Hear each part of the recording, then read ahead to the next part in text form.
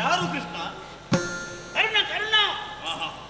ಎಂದಿನ ಕರ್ಣಯಿಂದಲ್ಲ. ಹಾ. ಕರ್ಣ ಎಂಬ ಹೆಸರು ಶಬ್ದವು ಹಾ. ನಿನ್ನ ಕರ್ಣಗಳಿಗೆ ಕೇಳಿದಾಗ ನಿನಗೆ ನಿದ್ರೆ ಬರ್ತಿದೆ. ಎಲ್ಲಿ ಕರ್ಣ, ಎಲ್ಲಿ ಕರ್ಣ, ಎಲ್ಲಿ ಕರ್ಣ? ಹಾ. ಈಗ ಸುದ್ದಿಯೇ ಇಲ್ಲ. ಹಾ. ಕರ್ಣ ಪ್ರತ್ಯಕ್ಷದಲ್ಲಿದ್ದಾನೆ. ಆಹಾ. ನಿಜವಾಗಿಯೂ ಕರ್ಣ. ಅವನ ಕೈಯಲ್ಲಿ ಕುಣಿತಾ ಇದೆ ಕಾಳಪ್ರಶ್ನ ಧರಿಸು. ಹಾ. ನಿನ್ನ ಗಾಂಡಿವೆಯಲ್ಲಿ ಅಂತ ಜಾರಿತಾನು. ಅಯ್ಯೋ ಆಯ್ತಾ ಜಾರಿತಾನು. ಎಂತ ನಾಟಿಗೆ ಇದು. ಯಾರಿಗೆ? ಪ್ರಾಣ ಹೋದರು ಇದ್ದದಿದ್ದ ಹಾಗೆ ಹೇಳುದು ನಾನು. ಕೈಯಲ್ಲಿರುವಂತಹ ಗಾಂಡಿವನ್ನು ಕೆಳಗಿಡುವನಲ್ಲ. ಹಾ. ಈಗ ಹೇಳ್ತಾ ಇದ್ದಾವ ನೀನು. ಹಾ. ಅದು ಕೆಳಗೆ ಇಟ್ಟದ್ದ ಬಿದ್ದದ್ದ ಗೊತ್ತಿಲ್ಲ. ಹಾ. ಅಂತೂ ಕೆಳಗಿದೆ. ಹಾ. ಅವನಾಳು ಅವನ ಉಕ್ಕಿದ ಎದೆ, ಆ ಬಾಹು ಬಲಗಳು, ಕೈಯಲ್ಲಿ ಕುಣಿಯುವಂತಹ ಕಾಳಪ್ರಶ್ನ ಧನಸ್ಸು, ಹಾ. ಪುಂಖಾನುಪುಂಖವಾಗಿ ಬಿಡುತ್ತಿರುವಂತಹ ಬಾಣ ಪ್ರಯೋಗ. ಹಾ. ಎಂಥ ವೀರ, ಏನು ಸಾಮರ್ಥ್ಯ! ಅಂಥ ಸಾಮರ್ಥ್ಯ ತೋರುತ್ತಿದ್ದಾನೆ. ನೀನೊಬ್ಬ ಹೇಡಿಗಳ ಹಾಗೆ ಸೋತವನಾಗ ತಲೆ ತಗ್ಗಿಸಿ ನೆಲನೋಟವನಾಗಿ ಕುಡಿಸಿದ್ದೀಯ. ಏನು ನನಗೊಂದು ಉತ್ಸಾಹ ಬರುವುದಿಲ್ಲ ಅಂತ. ನಿನ್ನ ಉತ್ಸಾಹ ಎಲ್ಲಿ ಹೋಯಿತು? ಉತ್ಸಾಹವೇ ಬರುವುದಿಲ್ಲ. ನಿನ್ನ ಉತ್ಸಾಹ ಇಲ್ಲಿ ಬಂದಿದೆ, ಇಲ್ಲಿ ಬಂದಿದೆ.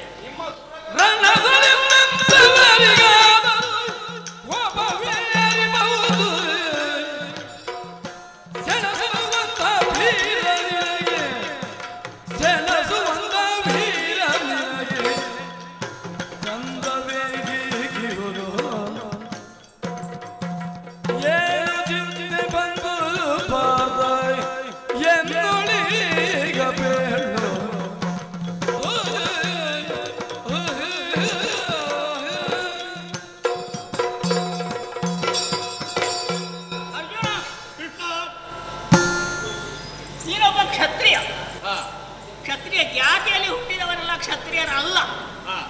ಕ್ಷತ್ರಿಯತ್ವ ಅವನಲ್ಲಿದ್ದರೆ ಅವ ಕ್ಷತ್ರಿಯ. ಕ್ಷತ್ರಿಯರಾದವರಿಗೆ ಯುದ್ಧದ ಸುದ್ದಿ ಕೇಳಿದರೆ ಸಾಕು, ಒಬ್ಬ ಶತ್ರು ಬರ್ತಾನೆ ಅಂತ ಕೇಳಿದರೆ ಸಾಕು, ರೋಮಾಂಚ. ನೀನು ಅದನ್ನೇ ಹೇಳಿದವ ವನವಾಸದ ಕಾಲದಲ್ಲಿ. ನಿನ್ನ ಅಭಿಪ್ರಾಯವೇನು? ಹೇಳ್ತೇನೆ, ನೀನು ವಂಚನೆಯಿಂದ ಹೇಳ್ತೇನೆ. ನನ್ನ ಮನಸ್ಸಲ್ಲಿ ಏನಿದೆ ಅಂತ, ಮನೆ ಬಿಟ್ಟು ಪ್ರೀತಿಯ ಗಂಡ ಪರ ಊರಿಗೆ ಹೋದವ ಅಪರೂಪವಾಗಿ ಮನೆಗೆ ಬಂದಾಗ ಆ ಪತಿವ್ರತೆಗೆ ಎಷ್ಟು ಸಂತೋಷವಾಗಬಹುದೋ, ಹಾಗೆ ಎಳೆ ಹುಲ್ಲನ್ನು ಕಂಡಾಗ ಪಶುಗಳಿಗೆ ಎಷ್ಟು ಸಂತೋಷವಾಗಬಹುದೋ, ಹಾಗೆ ಬ್ರಾಹ್ಮಣರಿಗೆ ಭೋಜನದ ಸುದ್ದಿ ಕೇಳಿದಾಗ ಎಷ್ಟು ಸಂತೋಷ ಆಗಬಹುದೋ, ಹಾಗೆಯೇ ನನಗೆ ಯುದ್ಧ ಸುದ್ದಿ ಕೇಳಿದರೆ ಸಾಕು, ಕೈಗೆ ಧನಸ್ಸು ಬರ್ತದೆ, ರೋಮಾಂಚನವಾಗ್ತದೆ. ಇದು ನನ್ನ, ಇದು ನೀನೇ ಹೇಳಿದವ. ಆ ಮಾತು ಸುಳ್ಳಾಯ್ತಲ್ಲ. ಅಯ್ಯೋ, ನೀನು ಯಾರು ಏನೆಂಬುದನ್ನೇ ನೀನು ನೆನಪಿಟ್ಟುಕೊಳ್ಳಿಲ್ಲ.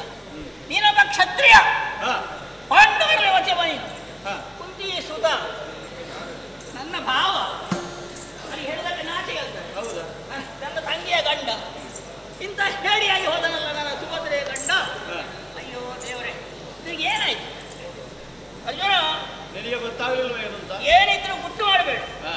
ನಿನಗೆ ಎಷ್ಟು ಮಂದಿ ಹಿರಿಯವರೋ ಬಂಧುಗಳೋ ಕುಲ ಕುಟುಂಬದವರೋ ಇದ್ದರೂ ಈ ಕೃಷ್ಣನಷ್ಟು ಆತ್ಮೀಯ ಮತ್ತೊಬ್ಬರಿಲ್ಲ. ಆತ್ಮೀಯತೆ ಅಂದರೆ ಏನು? ಗುಟ್ಟನ್ನು ಹೇಳುವುದು, ಉಣ್ಣುವುದು, ಉಣಿಸುವುದು, ಹಾಗೆ ಗುಟ್ಟನ್ನು ಹೇಳುವುದು. ಇದು ಪ್ರೇಮದ ಪ್ರೀತಿಯ ಲಕ್ಷಣ. ಯಾರು ಸ್ನೇಹಿತರಲ್ಲಿ ವಂಚನೆ ಮಾಡ್ತಾರೋ ಅದು ನಿಜವಾದ ಸ್ನೇಹ ಅಲ್ಲ.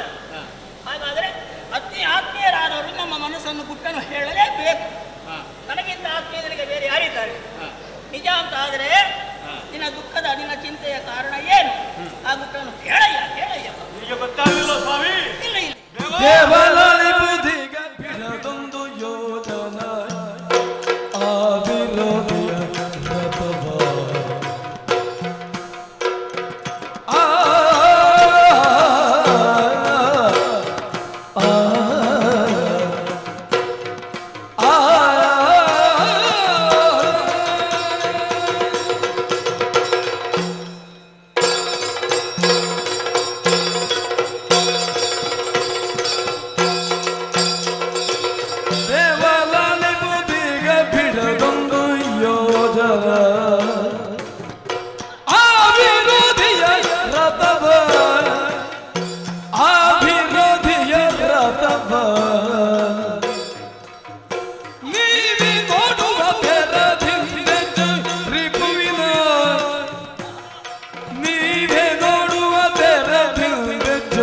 ರಿಪುವಿನ ಗಾವರ ಬಿಡಿಸಿದೆನು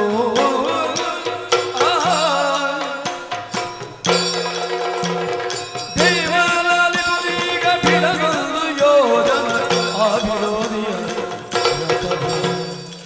ದೇವ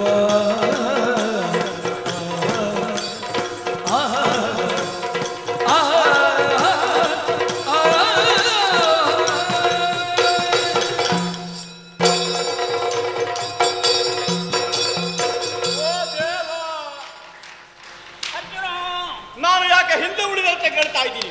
ಯಾಕೆ? ನೀನು ತಿಳಿಲೇ ಇಲ್ವೇ ಸ್ವಾಮಿ? ಹೇಳು ಹೇಳು. ನಿನ್ನನ್ನು ಕೇವಲ ಭಾವನೆಂದೋ ಬಂಡಿಯ ಭಾವನೆಂದೋ ಗುರುತಿಸಿದ್ದಲ್ಲ ನಾನು. ಆ, ನೀನು ನನ್ನ ಮನದ ದೇವ, ನನ್ನ ಮಾರ್ಗದರ್ಶಕ ನಿತ್ಯ. ನೀನು ದೇವೋಭಾವ ನನ್ನ ಗುರು ಅಲ್ವ ನೀನು? ಹೇಳಪ್ಪ. ನೀನು ತಿಳಿಯದೇನಿದೆ ಸ್ವಾಮಿ, ಹಾ, ರಣರಂಗದಲ್ಲಿರುವಂತಹ ಬೇರೊಬ್ಬ ಯೋಧ ನಿನಗೆ ಗುರು ನನ್ನ ನನ್ನ ಯಶುಗಗಳನ್ನೆಲ್ಲ ನೋಡಿದ್ದಾನಂತ ಹೇಳಲಿಕ್ಕೆ ಸಾಧ್ಯ ಇಲ್ಲ. ನಿನ್ನ ಭಾವನೆಗೆ ಸರಿಯಾಗಿ ನಾನು ಒಪ್ಪಿಕೊಳ್ಳಬಹುದು. ಹಾ ಗುರು ಅಂತ ಹಾ ವಯಸ್ಸಿಂದ ನೋಡಿದರೆ ಒಪ್ಪಿಕೊಳ್ಳಿಕ್ಕೆ ಆಗುದಿಲ್ಲ. ಹಾ ಏಕ ರೀತಿ ಅಂತ ಹೇಳಿ ಹಾ, ನನಗಿಂತ 1.5 ತಿಂಗಳಿಗೆ ನೀನು ದೊಡ್ಡವ, ಹಾ ತಿಳಿಯುತ್ತಾ? ದೊಡ್ಡವರು ಸಣ್ಣವರಿಗೆ ಇವರು ಗುರುಗಳಾಗಬಾರ. ಸಣ್ಣವ ಗುರು ಆಗಬಾರ್ದು ಅಂತ ಏನಿಲ್ಲ. ಗುರುತ್ವ ಇಲ್ಲ. ಒಂದಕ್ಷರ ಹೇಳಿಕೊಟ್ಟವನು ಗುರು ಅಂತ ಉಂಟು ಲೋಕದಲ್ಲಿ. ಅದು ಬರೇ ಭಾವನೆ ಮಾಡ್ತಾರೆ ದೇವ. ಆ ವಿಚಾರವಲ್ಲ, ರಣರಂಗದಲ್ಲಿ ನನ್ನ ಪ್ರತಿಯೊಂದು ಎಸುಗೆಯನ್ನು ಎಲ್ಲ ಯೋಧರು ನೋಡಿದ್ದಾರೆ ಅಂತ ಹೇಳಲಿಕ್ಕೆ ಸಾಧ್ಯ ಇಲ್ಲ. ಆದ್ರೆ ನೀನು ಹಾಗಲ್ಲ. ನನ್ನ ರಥದ ಮೂತಿಯಲ್ಲಿದ್ದುಕೊಂಡು ನನ್ನ ಪ್ರತಿಯೊಂದು ಯುದ್ಧ ವೈಖರಿಯನ್ನು ನೋಡುತ್ತಲೇ ಇದ್ದವನು. ಇವತ್ತು ತೊಡಗಿದಂತಹ ಮಹಾಕಾಳಗ ಕರ್ಣಾರ್ಜುನನಿಗೆ ಕಾಳಗ ಅಂತ ಮೊದಲೇ ನಿರ್ಣಯವಾಗಿತ್ತು. ಎಷ್ಟೋ ಬಾರಿ ನಡೆದಿದೆ. ಆದ್ರೆ ಅದಕ್ಕೊಂದು ದಿನ ಅದಕ್ಕೊಂದು ಕಾಲ ಅಂತ ಇವತ್ತೇ ಸನ್ನಿಹಿತವಾದದ್ದು. ಅದೇ ಇವತ್ತು ನೋಡು, ಒಂದು ನಿರ್ಧಾರದಿಂದಲೇ ಕರ್ಣ ರಣರಂಗಕ್ಕೆ ಕಾಲಿಟ್ಟಿದ್ದಾನೆ. ಆ ರಣರಭಸದಿಂದ ನಾನು ಹೋರಾಟ ಮಾಡುತ್ತಾ ಇದ್ದೆ. ಇನ್ಯಾಕಪ್ಪ ತುಂಬ ಹೊತ್ತು ಕಾಳಗ ಎಂಬ ಹಾಗೆ ಒಂದು ಬಾಣ ತೆಗೆದವನ ರಥದ ಮೇಲೆ ನಾನು ಪ್ರಯೋಗಿಸಿದೆ. ಒಂದು ಸಾಮಾನ್ಯ ಶರ ಅಷ್ಟೇ. ಅವನ ರಥ ಯೋಜನಾ ಪರ್ಯಂತರ ಹಿಂದಕ್ಕೆ ಹಾರಿದೆ. ಮರಳಿ ಸ್ವಸ್ಥಾನಕ್ಕೆ ಬಂದಿದೆ ಅಂತ ಆದ್ರೆ ಅದರಲ್ಲಿ ಅವನದಾದಂತಹ ಚಾಕಚಕ್ಯತೆ ಏನೇನೂ ಇಲ್ಲ. ಅಲ್ಲಿ ಸಾರಥಿ ಆಗಿರುವ ನಮ್ಮ ಮಾವನಾದಂತಹ ಶಲ್ಯ ಭೂಪತಿ ಮಾದ್ರೇಶ್ವರ ಮಹಾರಾಜ ಅವನ ಸಮರ್ಥ ಸಾರಥ್ಯದಿಂದಲಾಗಿ ರಥ ಸ್ವಸ್ಥಾನಕ್ಕೆ ಬಂದಿದೆ. ಆ ಕಾಲದಲ್ಲಿ ಕರ್ಣನ ಮುಖ ನೋಡಿದ್ದೇನೆ ಹೇಗಿದೆ ಅಂತ. ಪ್ರಾಣದಾಸೆಯನ್ನೇ ಬಿಟ್ಟಿದ್ದ. ಇನ್ನೇನು ನಾನು ಬದುಕುವುದಿಲ್ಲ ಅಂತ ತೀರ್ಮಾನಕ್ಕೆ ಬಂದಿದ್ದ. ಸಾಯುವ ಕಾಲಕ್ಕೆ ಇಷ್ಟಾದ್ರೂ ಮಾಡ್ತೇನೆ ಅಂತ ಒಂದು ಬಾಣ ತೆಗೆದು ನಮ್ಮ ರಥದ ಮೇಲೆ ಪ್ರಯೋಗಿಸಿದ. ನಮ್ಮ ರಥ ಮೆಲ್ಲ ಹಿಂದಕ್ಕೆ ಸ್ವಲ್ಪ ಜಾರಿತಷ್ಟೇ, ಜಾರಿಕೊಂಡು ಹೋದದ್ದು. ನೋಡುವಾಗ ಎಷ್ಟಾದೀತು, ಒಂದು 8-10 ಬಿಲ್ಲಂತರ ಆಗಬಹುದಷ್ಟೇ.